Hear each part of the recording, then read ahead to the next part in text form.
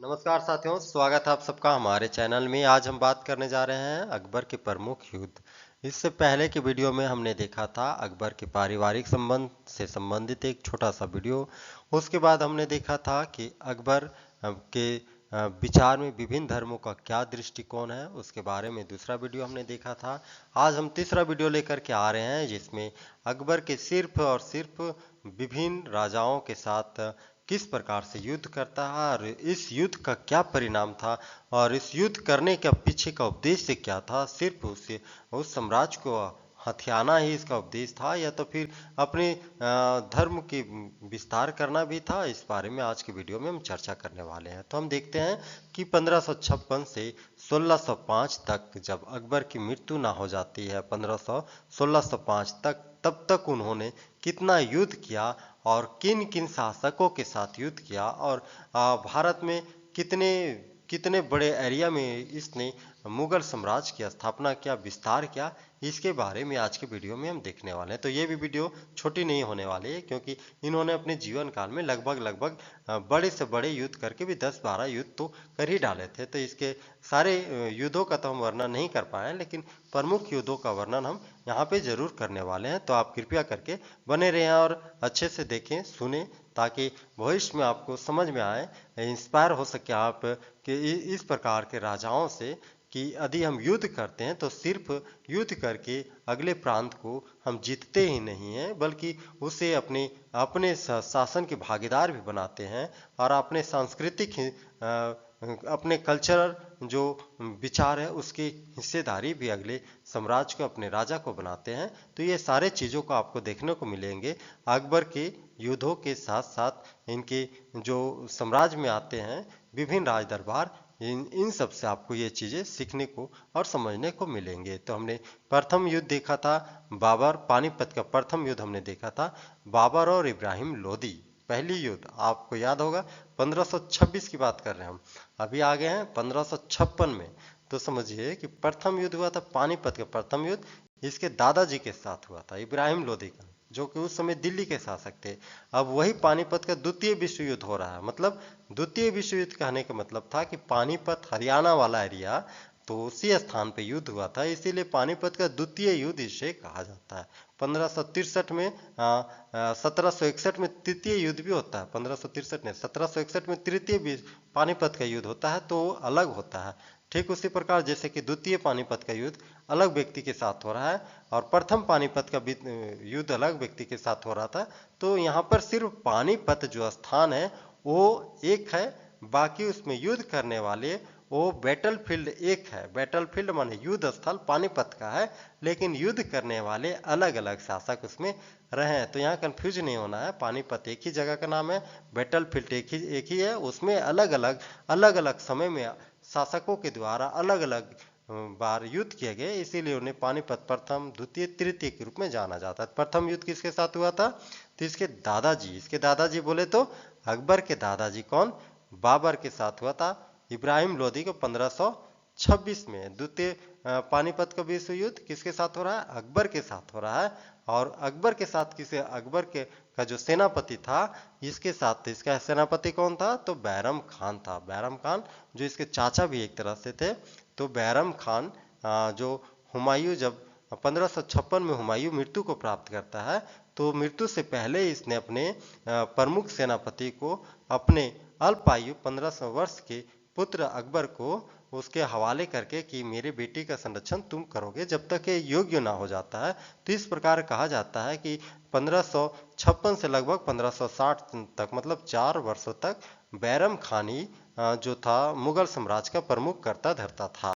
मुगल साम्राज्य का स्थायित्व बनाए रखने का जितने भी युद्ध 1560 के बीच में किया जाता है, किसके माध्यम से किया जाता है? बैरम खान के माध्यम से किया जाता है, मुगल साम्राज्य को बचाए रखने के लिए, मुगल साम्राज्य के स्थायित्व को बचाए रखने के लिए। तो हम कह सकते हैं कि पानीपत का द्वितीय विश्व युद्ध नहीं, सॉरी, पानीपत का द्वितीय युद्ध जो होता है किसके किसके बीच होता है? तो अकबर नहीं कह सकते हैं, लेकिन क्वेश्चंस कभी कभी आता है कि अकबर और हेमू के बीच में होता है। और यहाँ क्वेश्चंस आता है कि अकबर के द्वारा कौन लड़ा? अकबर के कह सकते हैं कि अकबर की तरफ से किसने इस युद्ध में हिस्सा लिया था, या अकबर की तरफ से इस युद्ध में कौन सम्मिलित था। तो कौन था अकबर का सेनापति, कौन था उस समय उसका सेनापति, तो बैरम खान था। बैरम खान और हेमू के बीच में दूसरे पानीपत का युद्ध होता है। दूसरे पानीपत का युद्ध किसके बीच होता है, हेमू और बैरम खान के मध्य होता है। बैरम खान कौन था, तो अकबर का सेनापति था। सेनापति संरक्षक, जिसके संरक्षण में ये 4 वर्ष तक रहता है अकबर, उसका नाम क्या था, बैरम खान। ठीक है। और किसके बीच होता है, हेमू के बीच। कब होता है, 1556 ईस्वी में द्वितीय पानीपत का विश्व युद्ध होता है। विश्व युद्ध मेरे मुंह से बार बार निकल रहा है, तो विश्व युद्ध को माइंड नहीं करना है। द्वितीय पानीपत का युद्ध होता है किसके किसके बीच, हेमू और बैरम खान के बीच होता है। इसका कारण क्या होता है, तो हेमू जो था दिल्ली पर कब्जा करने के लिए स्वयं को विक्रमादित्य घोषित कर लिया था। वो अपने आप को विक्रमादित्य माने विश्व विजेता घोषित कर लिया था। और ये जो विश्व विजेता घोषित कर लिया था अपने आप को, तो यहाँ पर जो इसका संरक्षण था, अकबर का जो संरक्षक था बैरम खान, उसे लगा कि यदि ये अपने आप को विश्व विजेता विक्रमादित्य घोषित कर ले रहा है, तो कल के डेट में ये क्या कर सकता है, दिल्ली पर भी आक्रमण कर सकता है। तो मुगल सत्ता को स्थापित करने के लिए, सुरक्षित करने के लिए जो भी ये हेमू के साथ युद्ध करता है, कौन करता है, तो इसका संरक्षक करता है। इसका संरक्षक कौन था, बैरम खान रहता, बैरम खान युद्ध करता है। ठीक है। और ये युद्ध होता कब, 5 नवंबर 1556 को। ये क्वेश्चन आता है, इसीलिए मैंने यहाँ इसको हाईलाइटेड कर दिया है कि पानीपत का द्वितीय युद्ध कब होता है, तो 5 नवंबर 1556 को होता है। किसके किसके बीच होता है, बैरम खान और हेमू के बीच होता है। हेमू और बैरम खान के बीच होता है। इस युद्ध में हेमू घायल हो जाता है, और घायल होने की सूचना जब रणभूमि में उसके सेनाओं को मिलता है, तो सेनाओं में अफरा तफरी मच जाता है, और अंततः उसकी सेना जो था रणभूमि को छोड़कर के भाग जाते हैं। और यहाँ पर हेमू की क्या हो जाती है, मृत्यु हो जाती है। हेमू की मृत्यु के उपरांत ही दिल्ली पर पुनः मुगल साम्राज्य जो था, वैसे तो मुगल साम्राज्य दिल्ली में स्थापित था ही, लेकिन जो विक्रमादित्य का घोषणा किया था हेमू, वो विक्रमादित्य मारा जाता है। कहाँ मारा जाता है, पानीपत की द्वितीय युद्ध में। पानीपत की द्वितीय शुरू कब होती है, 5 नवंबर 1556 में। आपने यहाँ देखा 5 नवंबर 1556 को पानीपत की द्वितीय युद्ध शुरू होती है, और यहाँ पे मृत्यु होती है हेमू की। और जीत किसका होता है, तो भी बैरम खान की विजयी होती है। बैरम खान की विजय के साथ ही अकबर के शासन की मजबूत नींव पड़ जाती है, क्योंकि बैरम खान संरक्षक रहता है अकबर का। और अकबर एक तरह से कह सकते हैं कि जब हेमू की मृत्यु हो जाती है, हेमू घायल होता है और उसकी मृत्यु प्राप्त कर लेता है, तो इस स्थिति में अकबर का जो है शासन और मजबूत हो जाती है, इसकी नींव और मजबूत हो जाती है। जो एक थ्रेड मिल रहा था, जो एक थ्रेड विक्रमादित्य के रूप में हेमू की तरफ से मिल रहा था, हेमू की मृत्यु के बाद वो थ्रेड, वो चैलेंजेस खत्म हो जाता है, और इस प्रकार अकबर की जो शासन थी और मजबूत हो जाती है। दूसरा युद्ध होता है कब, 1561 ईस्वी में। दूसरा युद्ध 1561 ईस्वी में। ये किसके किसके बीच होता है, तो इस समय मुगल सेनापति था आदम खान। आदम खान और बाज बहादुर। अब कहेंगे तो यहाँ पर कहाँ चला गया भाई, बैरम खान। तो बैरम खान 1960 में बैरम खान की हत्या अकबर के ही द्वारा, उसके गुप्तचरों के द्वारा कर दी जाती है। अकबर इसलिए कि बैरम खान, तुम अब कहाँ जाओ, तो तीर्थयाटन को चले जाओ, तीर्थ यात्रा को चले जाओ, हम साम्राज्य को संभाल लेंगे। और इस स्थिति में जब बैरम खान तीर्थयाटन के लिए निकलता है, तब उसके ही गुप्तचर सैनिकों के द्वारा उसकी, बैरम खान की हत्या करा दी जाती है, मार दिया जाता है, और उसके जगह में आदम खान को सेनापति बना दिया जाता है। आदम खान कौन होता है, तो मुगल सेना का सेनापति होता है। और किसके साथ इसका युद्ध होती है, मालवा का युद्ध, तो बाज बहादुर के साथ होता है। बाज बहादुर के साथ होने का कारण, मालवा सामरिक रूप से बहुत ही महत्वपूर्ण और बहुत ही मतलब सुदृढ़ प्रांत था। अब यहाँ पे क्या है कि अकबर जो है जितने भी युद्ध करता है, तो युद्ध करने के पीछे उस क्षेत्र से संबंधित जो विशेषता है उस विशेषता को प्राप्त करने के लिए युद्ध करता है। ठीक है ना। आप नोटिस करना कि जितने भी युद्ध करता है अकबर, वो सिर्फ युद्ध इसलिए नहीं करता है कि मुगल साम्राज्य का विस्तार करना है, बल्कि इसलिए भी करता है कि उस जो सामने वाला प्रांत है जिसके साथ हमें युद्ध करना है, वो हमारी अधीनता स्वीकार करता है कि नहीं करता है, और उसे प्राप्त करने के बाद उसकी सामरिक दृष्टि से कितना महत्व है कितना महत्व नहीं है, इन सारे तथ्यों को रखते हुए अकबर जो है युद्ध करता है। तो यहाँ पर जो मालवा का युद्ध करता है, वो मालवा पर युद्ध करने का कारण था कि मालवा सामरिक दृष्टि से बहुत ही, माने कि सुरक्षा की दृष्टि से बहुत ही महत्वपूर्ण क्षेत्र था, इसीलिए उसको अपने मुगल साम्राज्य में अपना अधिकार क्षेत्र में करना उसे महत्वपूर्ण समझा। और जब बाज बहादुर को क्या करता है, हरा देता है, वो इसकी हत्या नहीं होती है, क्योंकि ये बाद में क्या करता है, तो मुगल के दरबार में सेवा करने के लिए अपने आप को हाजिर कर देता है कि आप मुझे मारो मत, आप मेरी हत्या ना करो, बल्कि आप कंडीशंस रखो मेरे ऊपर।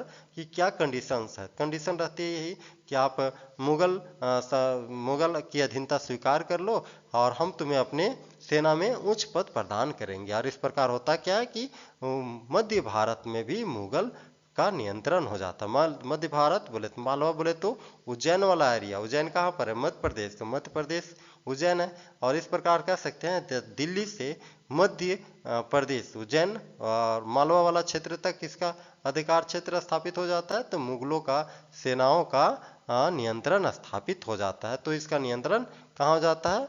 मालवा, जो कि मध्य प्रदेश का प्रांत पड़ता है, यहाँ तक किसका नियंत्रण हो जाता है? मुगल सेना का नियंत्रण हो जाता है। हम तीसरा युद्ध देखते हैं, चित्तौड़गढ़ का युद्ध। चित्तौड़गढ़ कहाँ पर पड़ेगा भाई? तो चित्तौड़गढ़ राजस्थान में। और यहाँ का सेना कौन रहता है उस समय? सेनापति राजा रहते हैं, सेना नहीं राजा रहता है उदय सिंह द्वितीय, उदयमान सिंह द्वितीय। इसके साथ यह युद्ध होता है 1567 से 1568 के दौरान उदय सिंह द्वितीय के साथ। और यह स्थान कहाँ रहते हैं? तो चित्तौड़गढ़ फोर्ट, चित्तौड़गढ़ किला में। क्यों ये युद्ध होता है? तो इस युद्ध का कारण था कि मेवाड़ का जो राजा थे, उसने मुगल की अधीनता स्वीकार करने से मना कर दिया था। और जब मुगल की अधीनता स्वीकार करने से जब ये मना कर देता है, तो उसके ऊपर अकबर द्वारा चढ़ाई कर दी जाती है। और जब उसके फोर्ट जो था, किला जो था, कौन सा? चित्तौड़गढ़ की जो किला थी, तो चित्तौड़गढ़ किला के चारों तरफ कहा जाता है कि अकबर की सेना 6-6 महीना तक डेरा डाले रहता है। और जब लंबे समय तक डेरा डाल लेता है, तो बाहर से जितने भी खाद्य पदार्थों की आपूर्ति राजदरबार में होनी चाहिए, वो नहीं होने देता है। तो इस प्रकार जब बाहर से खाद्य आपूर्ति होना बंद कर देता है अकबर, तो जो चित्तौड़गढ़ के राजा जो रहते हैं उदय सिंह द्वितीय, वो क्या करते हैं? मुगलों की अधीनता स्वीकार कर लेते हैं।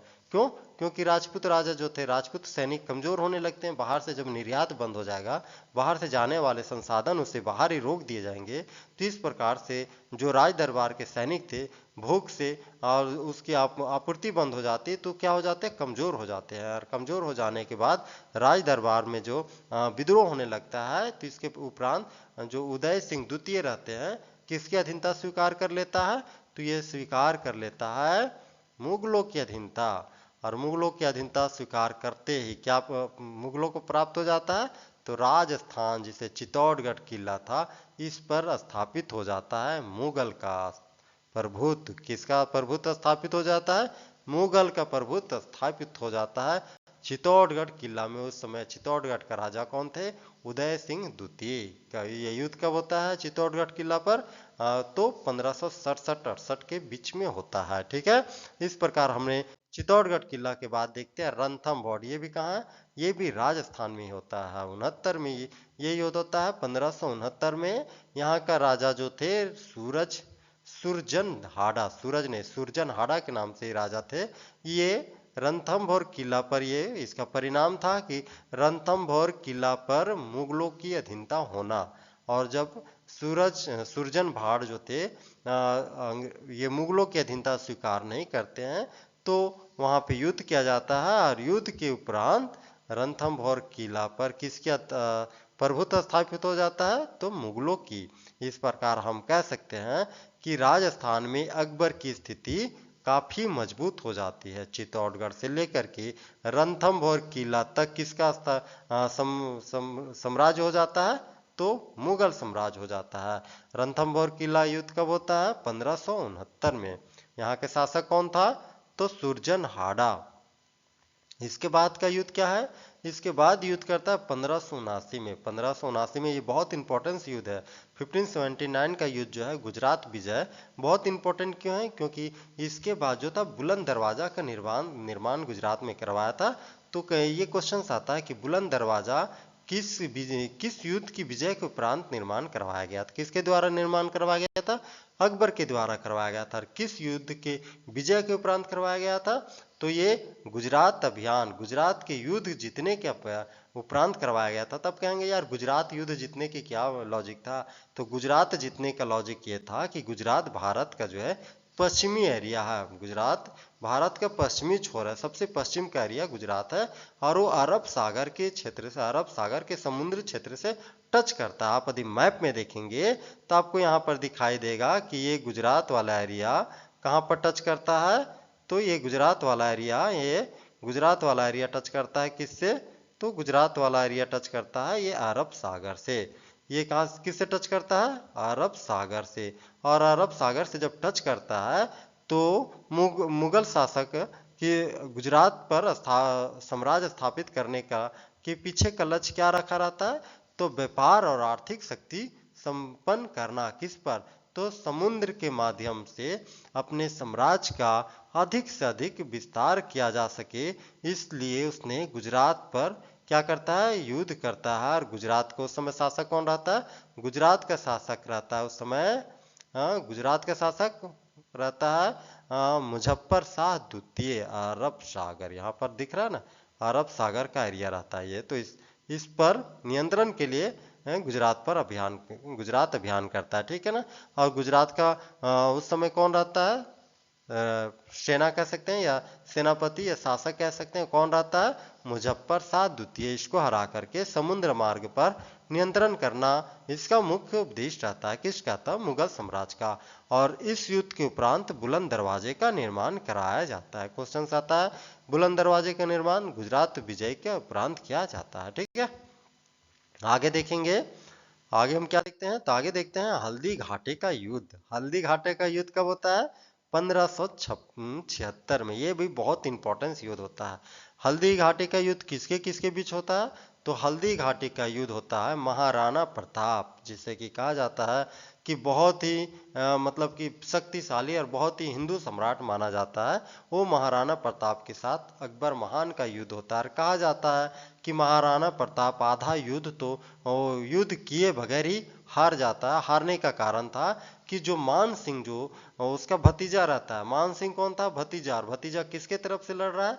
सेनापति के रूप में, अकबर के सेनापति के रूप में अपने चाचा के विरुद्ध लड़ रहा है। और ये जब स्थिति देखता है तो कहा जाता है कि अकबर महाराणा प्रताप था, आधा युद्ध तो युद्ध भूमि में बिना युद्ध किए हुए लड़ जाता है, ये कह करके कि मेरा ही जो भतीजा है सामने दुश्मन सेना का सेनापति बना हुआ है। तो ये मॉरल रूप से आधा हार जाता है प्रतापी राजा होने के बाद भी। कहा जाता है कि इस युद्ध में जो है मुगल जो है पूर्ण रूप से मेवाड़ पर तो शासन नहीं कर पाता है, क्योंकि महाराणा प्रताप की मृत्यु होती नहीं। महाराणा प्रताप युद्ध में हारता जरूर है और उसके बाद वहां से युद्ध से क्या करता है? महाराणा प्रताप भाग करके नेपाल वाला जंगल में चला जाता है। क्यों? क्योंकि देखता है कि सामने में जब उसकी सेना कमजोर पड़ने लगती है तो अपने सैनिकों, कुछ सैनिकों के साथ वो रणभूमि को छोड़ करके अपने दो बच्चों के साथ अपनी सेना और अपने घोड़े के साथ भाग जाता है नेपाल के जंगल में। कहा जाता है कि महाराणा प्रताप वहां पर घास की रोटी खा करके भी अपनी जीवन गुजारा था। और उसके बाद फिर से वो सेना को इकट्ठा करता है और फिर से अपने जो मेवाड़ वाला एरिया था, मेवाड़ को स्वतंत्र करने के लिए फिर से आक्रमण कर देता है बाद के युद्धों में। और कहा जाता है कि महाराणा प्रताप अपने मृत्यु उपरांत फिर से मेवाड़ को प्राप्त कर लेता है। यहाँ पर सामरिक रूप से मुगलों का विजय तो जरूर होता है, लेकिन महाराणा प्रताप जब वापस आकर के मेवाड़ को अपने अधीन प्राप्त कर लेता है, तब फिर वहां से मुगल साम्राज्य जो था धीरे धीरे छीन होने लगती है। मेवाड़ को पूरी तरह से ये जो था अकबर अपने अधीन नहीं कर पाया था। ठीक है। और ये क्वेश्चन बहुत इंपॉर्टेंट इसलिए है कि महाराणा प्रताप का जो भतीजा था मान सिंह, इसका सेनापति था। किसका? तो अकबर का सेनापति था। इसीलिए ये ज्यादा इंपॉर्टेंस हो जाता है। हल्दी घाटी का युद्ध 1576 का। ठीक है। और इसके बाद आता है कौन? अकबर आता है। उत्तर भारत, राजस्थान, दिल्ली, मध्य प्रदेश तक जब इसका एरिया विस्तार हो जाता है, तब बिहार और बंगाल की तरफ अपने साम्राज्य के विस्तार करने के लिए बिहार और बंगाल पर क्या करता है? आक्रमण करता है। और उस समय बंगाल का शासक था अफगान सरदार। ये युद्ध होता है 1576 में। 74 से 76 में एक तरफ से उधर हल्दी घाटी की युद्ध चल रही थी, और दूसरा इधर बंगाल और बिहार अभियान के लिए इसके सेनापति इधर युद्ध कर रहे होते हैं। और इधर अफगान के सरदार को हरा करके बंगाल मुगल साम्राज्य में क्या हो जाता है? विस्तार कर लेता है। इस प्रकार पूर्वी भारत पर भी नियंत्रण हो जाता है किसका? मुगल साम्राज्य का। उत्तर भारत की बात करेंगे तो उत्तर भारत में जो जम्मू कश्मीर हो, चाहे काबुल हो, चाहे सिंध प्रांत हो, तो उत्तर भारत में भी इन्होंने 1581, 1586 और 1591 तक युद्ध किया था। देखिए 1605 में मरने वाला बुढ़ा 1591 तक युद्ध कर रहा है। समझिए कि कितना उसके अंदर अपने साम्राज्य के विस्तार की नीति और अपने धर्म के विस्तार की नीति कि कितनी जो उसके अंदर ललक होगी, ये आप उससे इंस्पायर हो सकते हैं, उसके युद्ध नीति से और उसके युद्ध कौशल से आप अपने जीवन के लक्ष्य को प्राप्त करने में भी उसका इस्तेमाल कर सकते हो। इस प्रकार हम देखते हैं कि 1591 में सिंध प्रांत, 1585 में कश्मीर प्रांत और 1581 में काबुल प्रांत पर विजय प्राप्त कर लेता है। कौन? तो अकबर महान उत्तर पश्चिम सीमा को सुरक्षित कर लेता है। इस प्रकार से उत्तर से लेकर के पश्चिम गुजरात के मालवा प्रदेश से लेकर के पूर्व में बंगाल और बिहार के प्रांत तक इसका क्या हो जाता है? मुगल साम्राज्य का विस्तार हो जाता है। इसके बीच में 1990 में एक युद्ध करता है। कहां पर करता है? तो अहमदनगर खान प्रदेश बरार का एरिया में 1590 में दक्कन प्रदेश पर युद्ध करता है। ये आंशिक रूप से सफलता प्राप्त करता है। यहाँ पर जो है पूर्ण रूप से मुगल साम्राज्य का प्रभुत्व स्थापित नहीं होता, लेकिन आंशिक रूप से दक्कन पर भी ये 1590 में मुगल साम्राज्य की स्थापना कर ही देता है। एक तरह से कह सकते हैं कि दक्षिण भारत में भी मुगलों का प्रभाव लगभग दक्कन जो दक्षिण भारत का प्रदेश था, वहां भी मुगलों का प्रभाव आंशिक रूप से पड़ता है। कब? 1590 में दक्कन अभियान के उपरांत। इसकी अब इतने युद्ध करने के पीछे का उद्देश्य क्या था, या तो इसकी क्या विशेषता रहा होगा, इसके बारे में यदि हम चर्चा करेंगे तो हम कह सकते हैं कि सैन्य नीति इसकी किस प्रकार की रही होगी। तो इसकी सैन्य नीति में हम देखते हैं कि घेराबंदी और तोपखाने इसके जो थे जबरदस्त थे। घेराबंदी मतलब कि आज आपने देखा कि रणथंभौर की किला को सबसे पहले ये क्या किया था? चारों तरफ से घेर लिया और बाहर से होने वाले निर्यात को बंद कर दिया। तो इस प्रकार से जो राजपूत राजा थे उसे आंतरिक रूप से विद्रोह करने पर मजबूर कर दिया। मतलब इसकी घेराबंदी नीति जो थी जबरदस्त थी। और तोप खाने का प्रयोग तो बाबर के समय से ही करते आ रहा था। बाबर सबसे पहले जब तोप खाना भारत में लाया था, इब्राहिम लोदी के विरुद्ध उसने तोप खाने का इस्तेमाल किया था। तो इस तो उसका पोता था, ये तोप खाने का इस्तेमाल क्यों नहीं करेगा? इन्होंने भी तोप का इस्तेमाल किया, बहुत ही प्रभावी रूप से तोपों का इस्तेमाल करके युद्धों का बहुत ही प्रभावी रूप से युद्ध में तोप का इस्तेमाल करके युद्धों का दशा बदल करके युद्ध में ये अक्सर विजय प्राप्त करता रहा था। मनसबदारी प्रणाली द्वारा संगठित सेना और कूटनीतिक और वैवाहिक संबंध भी स्थापित किया था। जैसा कि इसने इसके पिछले वाले वीडियो में आपने देखा कि इसने अपने वैवाहिक संबंध को अनेक राजपूत राजाओं के संग स्थापित करके कूटनीतिक रूप से उस राजा को अपने राज दरबार में सम्मिलित कर लेता था।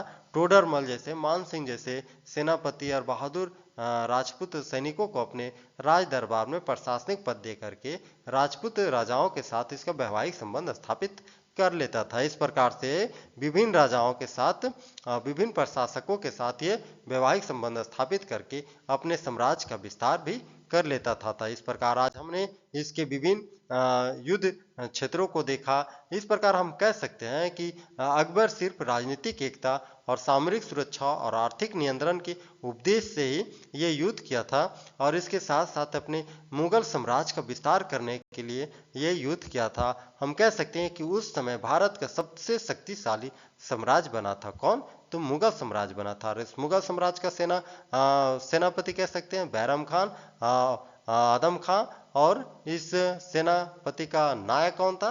तो महान अकबर था। इस प्रकार आज के वीडियो में हमने देखा कि अकबर के साथ विभिन्न युद्धों का विवरण। मिलते हैं अगले वीडियो में इसके पुत्र के द्वारा क्या कार्य किए जाते हैं उसके बारे में। तब तक बने रहे हमारे वीडियो में। जय।